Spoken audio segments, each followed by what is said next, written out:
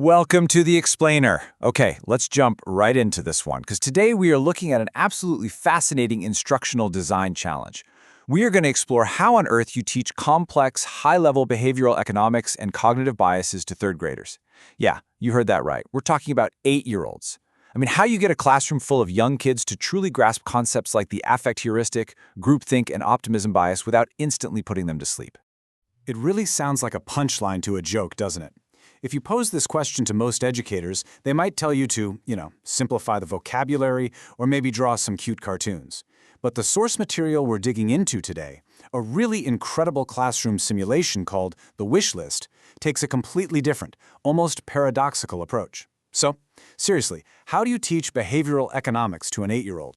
Well, actually, you don't teach them. You literally just let them fail. And this brilliantly illustrates what the designers call the discovery first principle. Think about it. If you just tell a kid about a cognitive bias up front, it's just a boring vocabulary word, right? But if you let them fall into a psychological trap first, if they actually live the trap and feel the sting of making a bad decision, that lesson is going to stick. The simulation itself acts as the teacher, using friction as the lesson, while the adult in the room simply facilitates the chaos. Section 1. Teaching bias without lectures. Let's look at exactly how this plays out. The Wishlist is structured as a 5-day Grade 3 social studies simulation. The kids are grouped into teams of 3 or 4, and they're told, "Congratulations, you are now the community council for the town of Maplewood." They have real power, they face real problems, and most importantly, they have to deal with the harsh reality of limited resources. Here is the core setup they're working with. The council is handed a strict budget of exactly $5,000. Over the course of the week, they're going to hear varied requests from 5 completely distinct neighborhoods in their town. And here's the kicker. Everything costs money. Every single time they say yes to one neighborhood, it automatically means saying not yet to another. That $5,000 cap forces real trade-offs on every single decision they make. There is absolutely no magic money tree here. Now you might be wondering, how do they prevent one super confident, loud kid from just taking over the whole group? Well, the simulation assigns 4 mandatory roles to distribute the cognitive load. You've got the mayor, who leads the discussion but doesn't actually make the final choice alone. You've got the budget keeper tracking the dollars, and get this, the council literally cannot vote until the budget keeper announces the remaining math out loud to the group.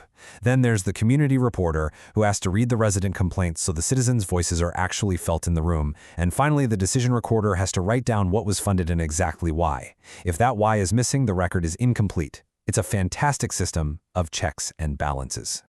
Section 2. Managing the town budget. So, the simulation kicks off. It's day 1, and the students are immediately hit with requests totaling $2,400. That is almost half their entire budget gone on the very first day if they say yes to everything. They're forced to start making really hard choices right out of the gate. And boom, here is exactly where the behavioral traps begin. Look at this stark contrast. On one hand, you have an $800 request for a brand new playground at Maple Park. The residence note says the swings are broken. It's highly appealing, it's exciting, it is incredibly kid-friendly. But on the other hand, you have a $1,200 request to fix a leaking roof at the Riverside Community Center. The resident note says they literally have to use buckets when it rains, and bingo night might be canceled. It is the absolute most expensive, least exciting request on the board. I mean, think about it. To an 8-year-old, spending $1,200 on a leaky roof instead of a shiny new playground is almost physically painful. It is just so boring. Section 3. Why boring choices win. Let's move to day 2 and see how this builds. The tension seriously ramps up because now the simulation actively pits needs against wants. For example, the students have to weigh a $500 crosswalk for a school zone, which is a very clear safety need, against a $600 dog park that happens to come with a wildly enthusiastic resident comment card. And predictably, the students walk right into the traps. They prioritize the playground over the roof because it's exciting, a concept the simulation calls the fun first trap. They fund the dog park because that resident asked the loudest, which is the squeaky wheel trap. You'll often see one confident student totally override the whole group, demonstrating the loud voice problem. And because of all of this, the boring, expensive community center roof gets skipped by almost every single council. They blow their money on the fun stuff, just blindly assuming nothing bad will happen. Section 4. Day 3. The emergency. Okay, this is where things get incredibly real. It's the climax of the week. The simulation drops a massive plot twist right onto the desks of these third graders. The teacher abruptly stops the whole classroom, puts on their absolute most serious face, and reads a required, dramatic announcement. "We have an emergency. A water pipe has burst inside the Riverside Community Center. Water is flooding the building. The fire department says the building is not safe. This is not optional. The building must be repaired. Suddenly, these kids who spent all their cash on dog parks and playgrounds are thrust into a high-stakes crisis. And here is the sheer genius of the design. The financial penalty is brutal. The teacher actually reads different scripts based on the choices the kids made back on day one. If a rare council actually funded that boring roof, the water damage is minimal and the repair only cost them $300.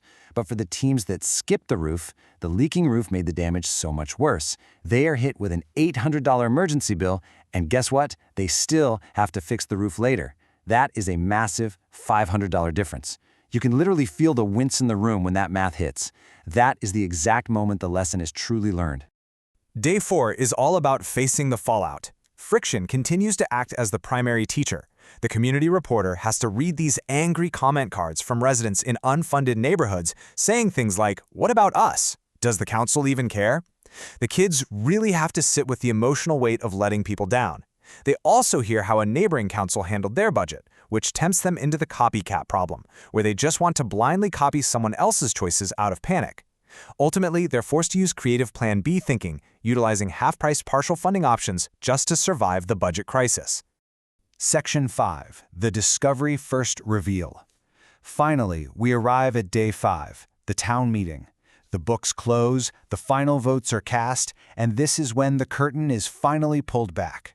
After 4 days of struggling, making mistakes, and facing the consequences, the teacher reveals everything the students just experienced. But before we look at that reveal, notice the incredible grading mechanism here. All week, the students are calculating their council reputation score based on their decisions. It's highly motivating for them. But their actual grade, it's based purely on the quality of their written reflections and reasoning. Meaning, a team that failed spectacularly bankrupted the town, but can articulate exactly why they failed and what brain trick caught them, gets a perfect grade. The assessment is entirely on the thinking, not the outcome. Now, for the big debrief. The teacher bridges the gap between the child's emotional experience and actual academic theory. They ask the class, who funded the playground before the roof? Hands go up. The teacher says, that's the fun first trap. And in the teacher's guide, that's the affect heuristic. Helping whoever asks loudest, that's the squeaky wheel, known as availability bias. Following the confident kid, the loud voice problem, known in psychology as groupthink. Ignoring the other side of town is in-group bias. Assuming no emergencies will happen is optimism bias. And copying another council is conformity bias. They perfectly disguised 6 major cognitive biases inside a town budget game. It's wild.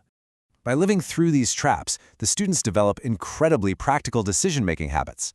They learn to separate a real clue from a guess. They learn to do a brain check when one person is talking way too loud.